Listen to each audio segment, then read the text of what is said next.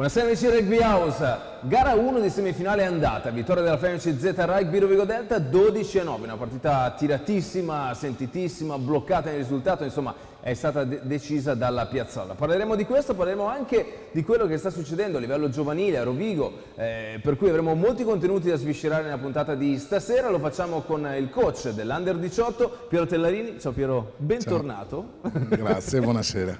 E Giorgio Chilli, rovigoggi.it. Grazie dell'invito. Allora, Giorgio, partiamo da te, visto che il microfono caldo e appena salutato. Una partita, quella di domenica, con Calvisano, che forse non ci si aspettava qualcosa di diverso.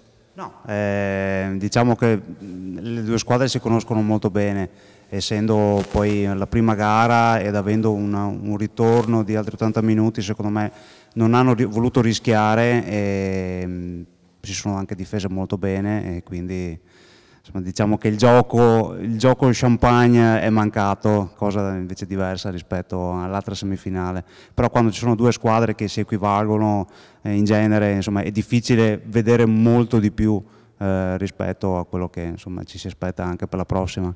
Ecco Piero, tu essendo stato un combattente in campo e fuori dal campo, quando si tratta di semifinali, gare secche, lo champagne, come diceva Giorgio, insomma, lo mettiamo sul tavolino di fianco. È chiaro che infatti essendo prioritario il punteggio ovviamente tutte e due le squadre sono assolutamente preparate sì per fare qualcosa che possa essere anche a livello spettacolare interessante, però credo che l'unico pensiero, anzi il pensiero più grande che entrambe le squadre hanno in quel caso lì è quello proprio di voler vincere la partita e tutti i mezzi valgono. Ecco, tra l'altro abbiamo visto delle situazioni abbastanza anomale. Mi viene in mente Novisio che sbaglia un calcio praticamente, forse anche io e te Giorgio, forse mettavamo. Beh, io sicuramente. No, beh, lì probabilmente ha giocato un po' la pressione che sicuramente hanno. Diciamo che hanno molta più pressione rispetto all'anno scorso secondo me, perché si devono confermare e sicuramente il Battaglini gioca un ruolo fondamentale in questi casi. Capita anche ai migliori di sbagliare, cioè non è il primo, quindi speriamo che continui. Ecco, a proposito di Novisio e di numeri 10, Piero, c'è chi sostiene che in fondo il numero 10 nel gioco attuale, nel gioco contemporaneo, non sia così importante come anni fa. Sei d'accordo o non sei d'accordo? Sicuramente nella gestione del gioco il 10 è determinante e lo resterà. Indubbiamente però ci sono anche delle soluzioni alternative nel gioco moderno che vedono giocatori interessanti e capaci dal punto di vista tecnico nella gestione del gioco e quindi possono essere utilizzati come ottima alternativa per trovare soluzioni tecniche diverse durante la partita e quindi creare delle difficoltà, se non fosse altro perché comunque è un qualcosa di diverso da quello che normalmente si fa durante la partita. Tu parli l'uso del primo centro come una sorta di seconda apertura o altre idee? Sì, mi riferivo in particolar modo a quello, sono già state adottate anche da squadre nazionali questo tipo di soluzioni alternative e credo che sicuramente è una possibilità che viene data alla squadra di essere imprevedibile comunque in ogni modo. Ecco, tra l'altro a proposito dei numeri 10, Giorgio, c'è da dire che Leo Mantelli ha mantenuto ottime percentuali al piede come sempre, tralasciando insomma quell'infortunio di quella trasformazione insomma un po' sbilenca, probabilmente ha perso anche l'appoggio. E tra l'altro mi ha fatto molto piacere le parole di Gabriele Morelli, che ha detto che secondo lui Mantelli è il miglior 10 italiano in circolazione. Sì, di formazione insomma, certo. Diciamo, guarda, lì a Rovigo qualsiasi giocatore veste quella maglia lì, anche se è un fenomeno, comunque verrà sempre criticato, perché quando la indossi dopo aver visto una sbotta, chiaramente insomma, certi paragoni non sono neanche azzardabili. E lo stesso anche Luciano l'anno scorso, fino all'anno scorso era comunque sempre soggetto a critiche, poi nel momento in cui è venuto a mancare, insomma, è diventato un idolo. È diventato un idolo, insomma, quindi sai, lui è stato molto bravo a rimanere lucido, cosa non facile, perché l'ultimo calcio non era proprio semplicissimo, soprattutto dopo 80 minuti, dopo aver preso anche un sacco di botte, perché comunque è stato abbastanza tartassato durante la partita. Quindi lui può solo crescere e sta crescendo, chiaramente sai, giocare a Rovigo con la maglia numero 10 di fronte a un pubblico così, insomma, tanto di cappello, perché comunque a parte quella scivolata di quel calcio sbagliato, insomma, ci ha tenuto a galla, diciamo così, cosa che non è avvenuta per il Cavisano, che comunque Novillo un palo e insomma, sì, poi comunque è una giornata non pienamente positiva per Noviggio, sicuramente, che non lo davano poi in formissima, a dire la verità, però ha sofferto. Hanno diversi problemi, perché anche Luchin è uscito per infortunio, non stava bene, Paz è mancato e sicuramente l'assenza si è fatta sentire. Diciamo, noi abbiamo qualche problemino in terza linea, terza seconda, loro a largo adesso hanno qualche difficoltà, non so se riusciranno a recuperare Paz. Luchin lo escludo perché mi pare che fosse un problema muscolare, non so se, insomma, quando sono problemi di quel tipo lì, insomma, i recuperi lampo sono sempre problematici, quindi insomma anche loro non è che stanno benissimo, quindi sì, tra l'altro voglio dire, loro hanno problemi dietro che, diciamo, il ritmo di Calvisano è sempre stato osannato e incensato nel corso di tutta la stagione. Noi abbiamo qualche problema davanti che è il nostro punto forte, quindi anche il ritorno sarà interessante, no Piero? Vabbè, sicuramente sarà una partita che, se non altro per il risultato che c'è in palio, è una partita che sarà difficile. Sarà difficile, ma sarà anche combattutissima, come voglio dire, le ultime partite tra Calvisano e Rovigo sono sempre state delle belle partite. Io mi auguro ovviamente che Rovigo riesca a spuntarla. Sono convinto, tra l'altro, ritornando al discorso di Mantelli, che questo aiuto che gli sta dando nella fattispecie anche il nuovo allenatore dei tre quarti Casellato, nuovo, insomma, che ormai è più che rodato, voglio dire, da tempo, lo sta responsabilizzando, lo sta sicuramente aiutando a crescere e a trovare durante la partita delle soluzioni adatte a quelle che sono le situazioni che trova di fronte. Ecco, facciamo una cosa, andiamo subito a vedere gli highlights della vittoria della FMCZ Rugby Rovigo Delta contro Calvisano per 12-9, poi rientriamo in studio per parlare anche dell'altra semifinale tra Petrarca e Fiamme Oro. Mentre vedete Capitan Ferro, il classico saltello di Edo Lubian, Jacques Mommer, Massimo Cioffi, Samuele Ortis e tutti i rossoblù entrare con la flick flock, la classica fanfara dei bersaglieri.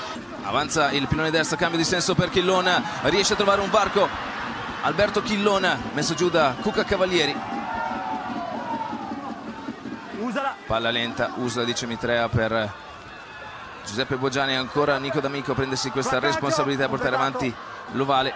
Chillona per Leo Mantelli, Samuele Ortis, setup centrale, ancora Rovigo, Mantelli, prova lui nel traffico, in realtà c'è già un vantaggio probabilmente per fuorigioco della linea calvina. Nazionale Under 20, sì, scusami, stanno dando un po' più di sicurezza nel miscoordinato. Andiamo a vedere il penalty di Leo Mantelli, Rovigo sblocca il risultato al secondo del primo tempo, calcio piazzato di Leo Mantelli. Una partita con un certo equilibrio e sta ovviamente alle squadre mantenerlo. È chiaro che... E Tuivaiti, ancora Rovigo, Denis Mestorovic allo scontro, ben fermato da i tre quarti, Mantelli per se stesso, prova a prendere l'ovale, Mantelli, la meta di Leo Mantelli. Vediamo cosa dice Mitrea, tenuto alto. Tenuto alto. Ridotta per Rovigo, De Marchi stavolta non contestato, gioca Mantelli dentro per Matteo Ferro, trova un buon break, Matteo Ferro il sostegno di Denis Mestorovic, potrebbe essere in avanti questo pallone, vediamo Denis che va a segnare la meta, schiaccia Denis Mestorovic, troppo Matteo Ferro non riesce a vedere il sostegno di Denis Mestorovic nel proprio lato aperto, quindi ritarda il passaggio. Abbiamo, come dire, da spostare il nostro focus.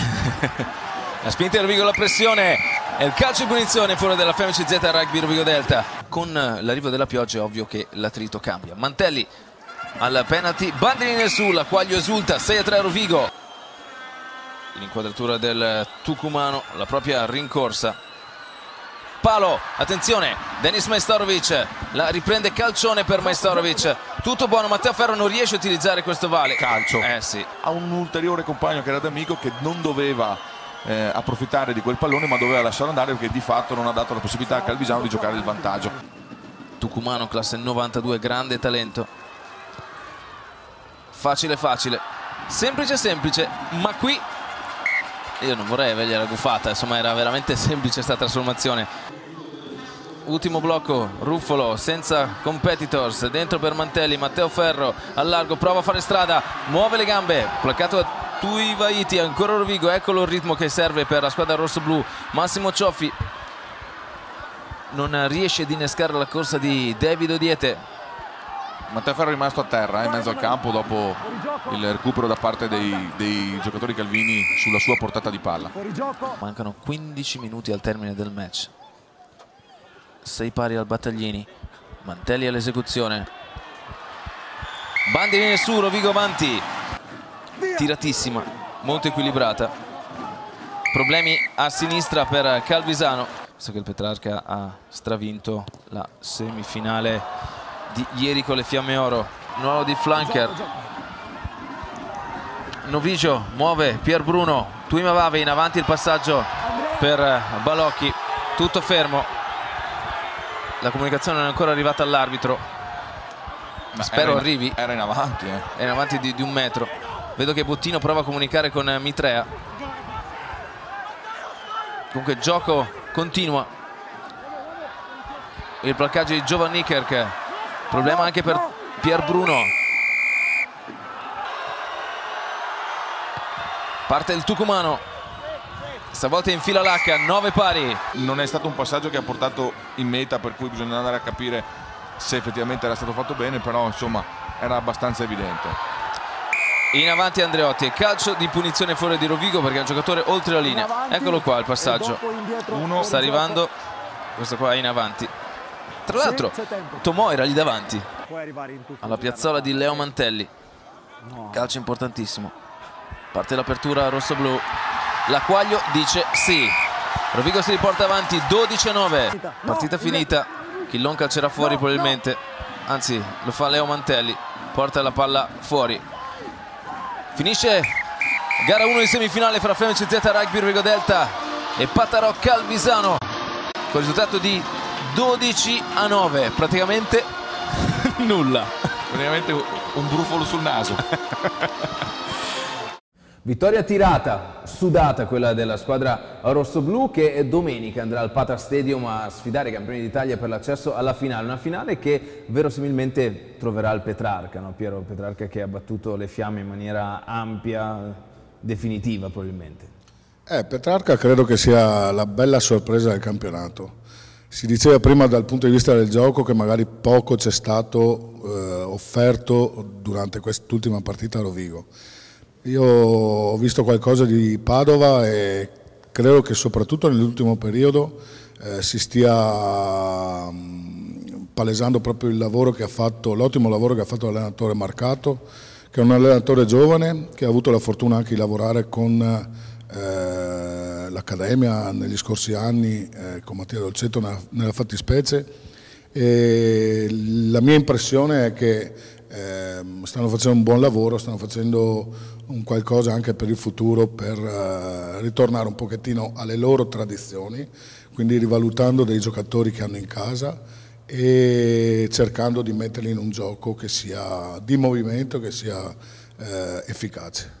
Ecco Giorgio, tra gli alti e bassi delle Fiamme, quella partita di sabato è stato un classico basso, insomma tanta imprecisione, tanti errori, e Petrarca, la squadra cinica, li ha puniti regolarmente. Ha avuto problemi in touche, come del resto anche noi, a dire la verità, e lì hanno avuto anche qualche difetto in fase difensiva, un paio di mete le potevano evitare, probabilmente sono quelle che poi hanno scavato il solco durante la partita, e quindi poi recuperare in partite così poi è sempre molto, molto difficile. Però io qualche percentuale, qualche chance la lascio ancora, e ti dico anche perché quell'ultima meta che hanno fatto di forza con il PAC, secondo me li tiene ancora vivi nella speranza, e Petrarca, secondo me, quel vantaggio del 5-0 è sicuramente importante. Sono i 9 punti di distacco, che non sono poi una cosa così impossibile. Bisogna vedere poi ovviamente dal punto di vista difensivo se Fiamme Oro riescono a contenere la linea dei tre quarti del Petrarca, che mi pare abbastanza in forma in questo periodo. Sì, tra l'altro tu dici questo, è anche vero che il Petrarca comunque ha la difesa migliore del campionato, per cui insomma far 4 mete e non subirne una non è semplicissimo. Non è semplicissimo, però sai, sono partite secche che sono praticamente delle finali, quindi una giornata storta, un inizio non proprio con la testa giusta, insomma 2 mete così fortuite, insomma le partite delle volte prendono delle pieghe strane, quindi certo. Insomma, per carità, chiaramente hanno un piede in finale, cioè è un 90-10. È un 90-10, ma forse anche un 95-5, okay. Però sai, se c'è la possibilità di giocarsela, secondo me è giusto che se la giochino. Tu che hai un rapporto preferenziale con Bach, Giorgio, cosa ti ha detto? Ma loro sono tranquilli, nel senso che... Lo stipendio lo prendono? No, vabbè, sono tranquilli nel senso che comunque è una partita che devono per forza vincere, quindi non è che... Non hanno nulla da perdere. Non hanno nulla da perdere, e forse ti dico la verità che a questo punto diventano una mina vagante, come anche per il match che hanno vinto a Saint-Donat. Quando non hanno nulla da perdere, probabilmente, o comunque sono all'ultima spiaggia, tirano fuori qualcosina in più che magari in altre circostanze non hanno tirato fuori. Bisogna vedere. Piero, il tuo punto di vista? Ribadisco anch'io che sicuramente un punto di vantaggio a Padova, però è vero anche quest'ultimo pensiero che ha avuto Giorgio adesso, perché in effetti le potenzialità che hanno le Fiamme Oro sono sicuramente note a tutti, e credo che possano pensare di giocarsela a viso aperto, e se riusciranno a metterla su questo piano, magari sul piano un pochettino dell'affrontamento, così senza troppi pensieri, troppi vincoli, credo che possa essere e diventare una bella partita anche per loro. Ecco, sono la mina vagante del torneo, poi in questa situazione potrebbe essere ancora di più mina vagante, quindi c'è da aspettarsi da tutto le Fiamme, questo è poco ma sicuro. Giorgio, è ovvio che in una situazione di questo tipo ci dice, o dice al movimento italiano, finale al plebiscito, c'è poco da aggiungere. Sì, sarebbe bello arrivarci, diciamo, per vendicare un 2011, insomma, che è una giornata nera che è rimasta scolpita in questo stadio. Sarebbe bello, insomma, per il popolo rossoblu, insomma, per quelli che seguono, insomma, i bersaglieri, insomma, andare a Padova e vincere sarebbe una soddisfazione per insomma, cancellare in maniera definitiva quella giornata che ancora non è... aleggia. Non è, sì. Neanche lo scudetto del 2016 è riuscito a cancellarla. Pensa a te. Ne parlava in trasmissione anche Matteo Ferro la settimana scorsa, diceva quel 2011 Piero ancora lì. Beh, era uno scudetto già vinto quello lì, cioè, parliamoci chiaro, cioè, c'erano i manifesti per la città, cioè era un... C'è già lo scudetto nelle bandiere. Sì, e infatti si è perso. È stata sicuramente una giornata dannata. Sì. Tra l'altro Padova l'ha festeggiata per un bel periodo, perché ha tenuto addirittura quel punteggio segnato sul tabellone al plebiscito per molto tempo e non l'hanno mai tolto. Per cui sicuramente sarebbe bello poter riuscire a rendere la pariglia la prossima volta, ecco. Sarebbe molto interessante. Tu parlavi di Marcato prima, Piero, quindi anche da un punto di vista tecnico un allenatore molto giovane, un 83, per cui anche la sua prima esperienza come head coach, però parlavi del suo passato, della sua crescita tecnica. Sì, so che lui ha fatto l'anno scorso, 2 anni fa, scusa, ha fatto un bel percorso di affiancamento all'Accademia che si era trasferita da Rovigo a Padova, e in quell'anno ha lavorato a stretto contatto con Mattia Dolcetto, ha avuto secondo me l'opportunità, la fortuna, come tra l'altro ho avuto anch'io, di riuscire a carpire ciò che era utile ricevere ed ha saputo sfruttare secondo me quel periodo per formarsi, per crescere e per poi dall'alto anche della sua esperienza di giocatore, quindi del suo vissuto, è riuscito anche a mettere in pratica quegli insegnamenti che ha avuto sul campo e adesso secondo me ha fatto veramente un ottimo lavoro durante questa stagione e sta ricevendo quello che probabilmente ha dato in quest'anno. Ecco. Soprattutto a livello di ambienti. Soprattutto ha dato tranquillità secondo me alla squadra, certo. Cioè, quello senz'altro, ha sicuramente ricavato il meglio dai giocatori che ha a disposizione e i risultati sono palesi, certo. Palesi, insomma, non ti discutere soprattutto mi ha colpito molto il dopo partita nel derby, l'ultimo derby al plebiscito, l'esultanza con la consapevolezza di avere compiuto un'impresa, ma di essere consci anche di essere forti. Sono quelle piccole sfumature che si percepiscono, magari dalle spalle non si vedono, ma se sei vicino vedi che erano convinti di potercela fare, non erano proprio... E lì probabilmente ha lavorato molto anche sulla testa l'allenatore, dando fiducia ai giocatori e poi in campo hanno dimostrato che comunque quando hanno avuto la possibilità di accelerare lo hanno fatto senza troppi problemi, hanno aspettato un momento buono e hanno approfittato del momento clou della partita, insomma, l'hanno sfruttato nella maniera adeguata. Ecco, però quanto è difficile, parlo di allenatori, nella psicologia di un allenatore, adesso Guidi è un allenatore navigato, con grandi esperienze anche internazionali, e affronti un emergente come Andrea Marcato. Quanto è difficile anche gestire l'aspetto emotivo di un allenatore? Perché comunque c'è un aspetto emotivo anche di un allenatore in questo caso. Beh, io sì, credo sicuramente c'è un aspetto emotivo che ci anima e che può apparire o meno a seconda di come sei tu nell'esternare il tuo pensiero. Però sicuramente credo che saper trasmettere certi valori, certe certezze, certe sicurezze ai ragazzi, i vari aspetti proprio del gioco, credo che riuscire a trasmettere cose positive sia la chiave un pochettino per dare fiducia, per dare ottimismo ai ragazzi, e credo che questi siano alcuni di quegli aspetti che sono fondamentali ritrovare all'interno di una squadra prima di un appuntamento importante come questi, che sono i playoff. Indubbiamente entrambi gli allenatori hanno nelle corde questo tipo di abilità. Credo che dalla sua esperienza Guidi abbia qualcosa in più, però credo che anche questa ventata di giovinezza di Marcato possa essere sicuramente positiva per il Petrarca. Ecco, a proposito di ventate, andiamo a sentire che aria tira negli altri tre campi delle semifinali Scudetto 2018. Si gioca alla Guizza, al centro sportivo Memo Geremia, la semifinale di ritorno tra Petrarca Padova e Fiamme Oro Roma, in programma sabato 5 maggio alle 16. La società tuttonera ha preferito rimanere nel suo quartier generale, considerando che a tifare per i poliziotti allenati da Guidi è previsto solo uno sparuto zoccolo duro di appassionati. Niente che potesse giustificare l'affitto dello stadio plebiscito, riservato ormai solo al derby d'Italia e alle occasioni veramente speciali, come ad esempio la finale del campionato di eccellenza.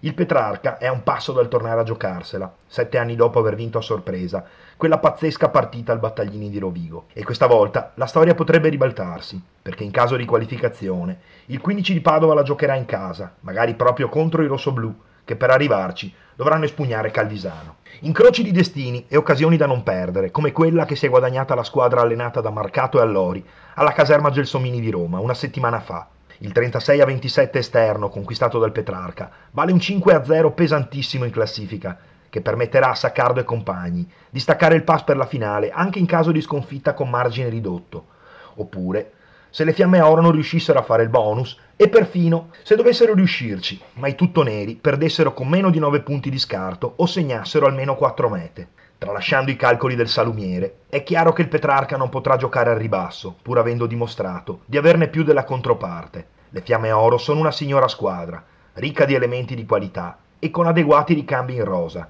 Negli sprazzi in cui il 15 padovano gli ha lasciato il pallino del gioco, i poliziotti romani hanno colpito nel segno. Niente distrazioni, insomma. Se per le Fiamme il copione è indiscutibilmente chiaro, oltre che complicato, il Petrarca è chiamato a portare a termine quanto iniziato a Roma, senza fare eccessive concessioni, a un avversario capace di continuare a scottare, anche sotto la cenere. Dopo la sconfitta alla caserma Gelsomini, le Fiamme Oro vanno a Padova alla ricerca di un'impresa contro il Petrarca. La squadra di Marcato nella partita di andata si è dimostrata davvero matura, davvero in gran forma e già a un passo in finale, grazie anche al bonus offensivo in virtù delle marcature segnate. Ecco, il punto di bonus difensivo che le Fiamme Oro non hanno raggiunto può davvero fare la differenza nella partita di ritorno che a questo punto la squadra di Marcato deve solamente gestire. Cosa può aiutare la squadra di Guidi? Sicuramente la panchina. Nel secondo tempo i cambi hanno sì aiutato la squadra della Polizia di Stato, ma probabilmente ci si aspettava di più da giocatori come Licata, subentrati per dare manforte alla squadra. Di fatto l'appuntamento è comunque importante, tutto è ancora da decidere sul campo e vediamo chi sarà finalista tra il Padova e le Fiamme Oro. Finale anticipata doveva essere e il campo l'ha confermato. Quella andata in scena al Battaglini è stata una partita chiusa, tirata, con il tabellino che si è mosso solamente dalla piazzola, complice anche l'imprecisione di Rovigo in alcune buone occasioni con lanci ai 5 metri. E adesso, dopo il 12-9 della scorsa settimana, Bersaglieri e Bresciani tornano ad affrontarsi nella semifinale di ritorno, che andrà in scena al Pata Stadium, casa dei gialloneri. Da parte sua, coach Brunello ha chiesto ai suoi maggior ritmo e qualità nella gestione del pallone e meno nervosismo. Ad oggi è impossibile fare un pronostico. Guardandola in termini di risultato parziale, 12-9 è un gap davvero stretto per Rovigo, ma ragionando sui punti assoluti conquistati, 4-1 per i bersaglieri, le chance sembrano aumentare. È attesa pioggia su Brescia in questi giorni e questo fattore, il peso della posta in palio, potrebbero restituirci un'altra partita dal punteggio basso, anche per l'enorme posta in palio.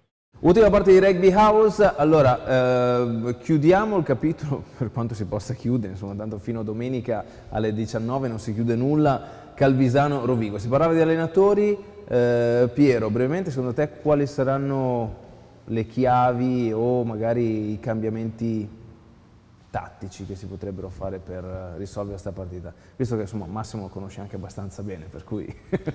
Io sono sicuro che Rovigo goda di una bella supremazia in mischia e l'ha dimostrato nel corso anche dell'intero anno. Credo che questo sia sicuramente un aspetto di cui tener conto e la vera forza di Rovigo di quest'anno.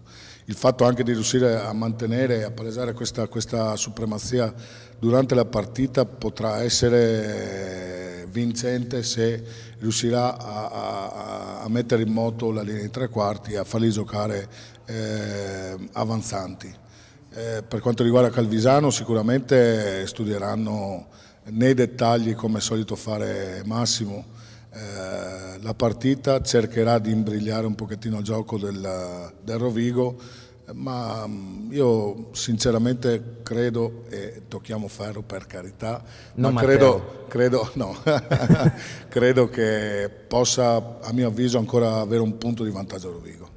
Giorgio? Allora,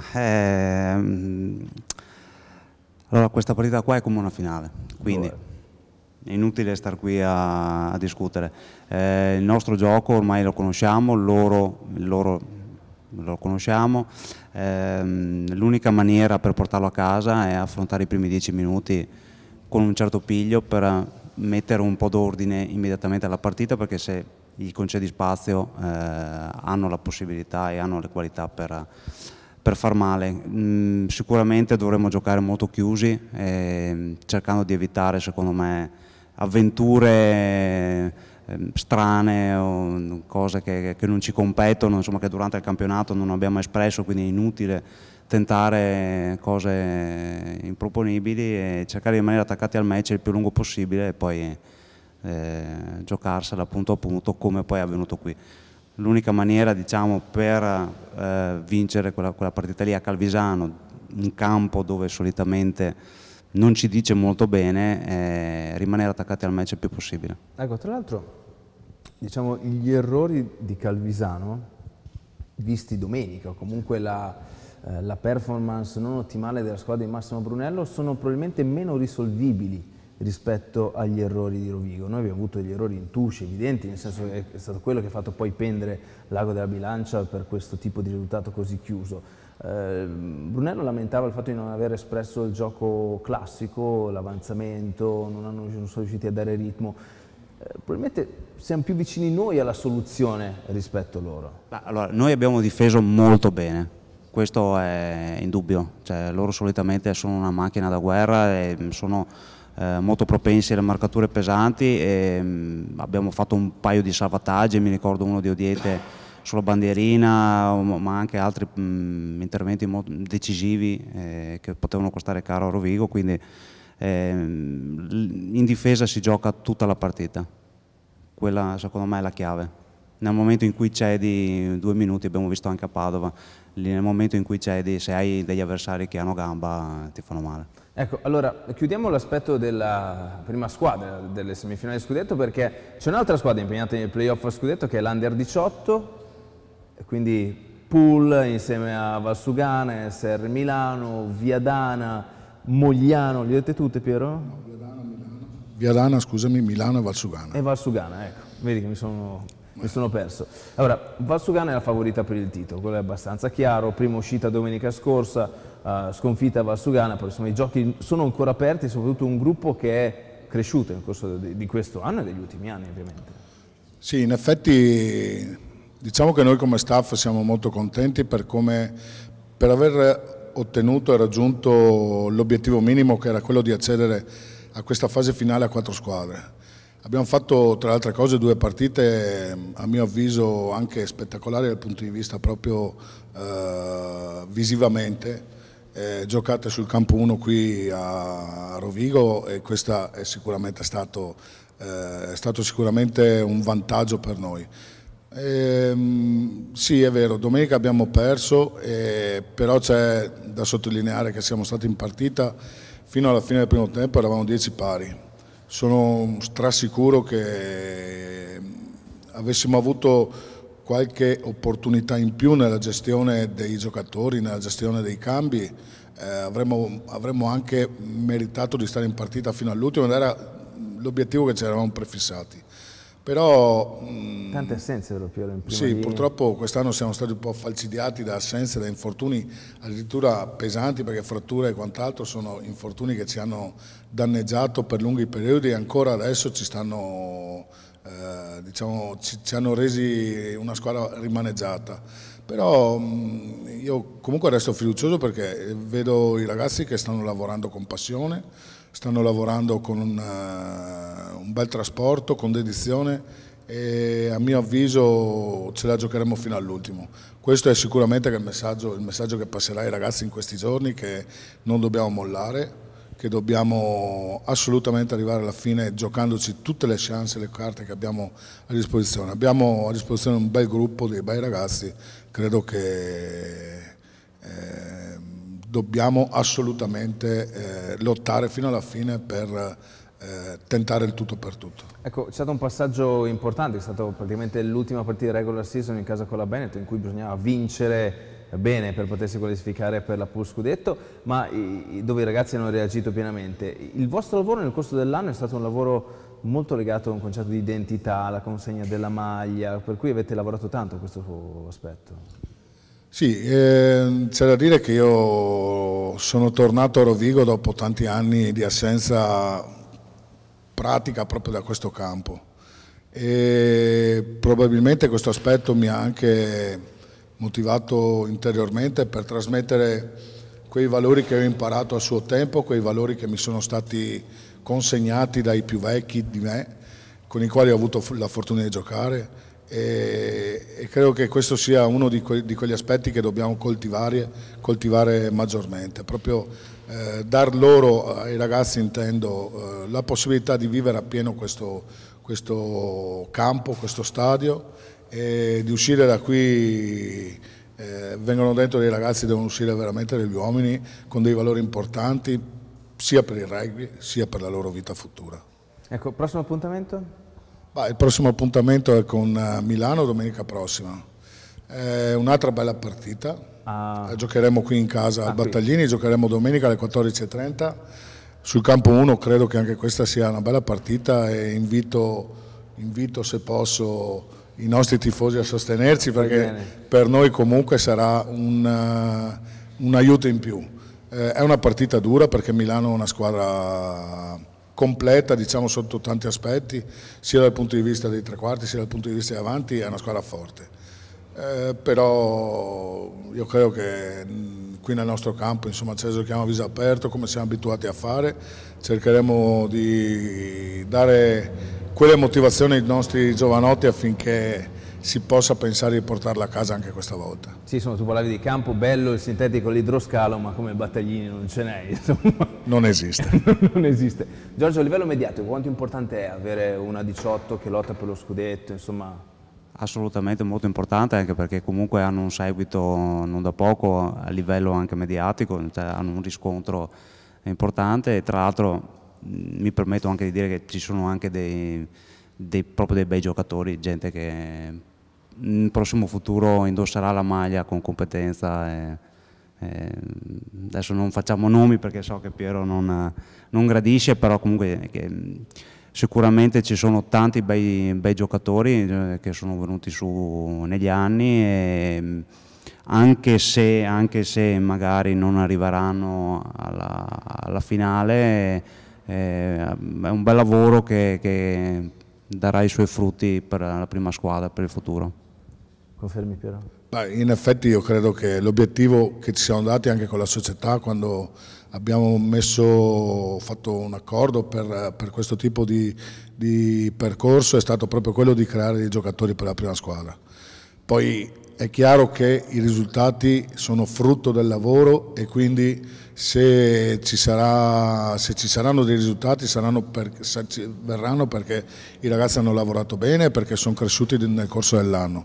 Ma indubbiamente ci sono dei ragazzi già ora che si sono affacciati alla prima squadra nel corso di questa stagione, alcuni di loro hanno fatto veramente bene e per cui credo che questo tipo di percorso sia quello che dobbiamo continuare a portare avanti, ma soprattutto dobbiamo portare avanti proprio l'idea di creare nuova linfa alla prima squadra, che sarebbe anche quel nuovo entusiasmo che ogni anno è necessario che subentri nella squadra seniores. Ecco, per cui doppio appuntamento domenica 14:30 Stadio Mario Battaglini, Fiammici Z Rugby Rovigo Delta ASR Milano per i playoff scudetto dell'Elite Under 18 e poi insomma ovviamente si sa al Pata Stadium di Calvisano semifinale di ritorno. Giorgio Achilli, e non solo lui, dice che è una finale, lo sarà pienamente, partendo da 12-9 non potrebbero esserci altri tipo di idee riguardo a un match del genere che va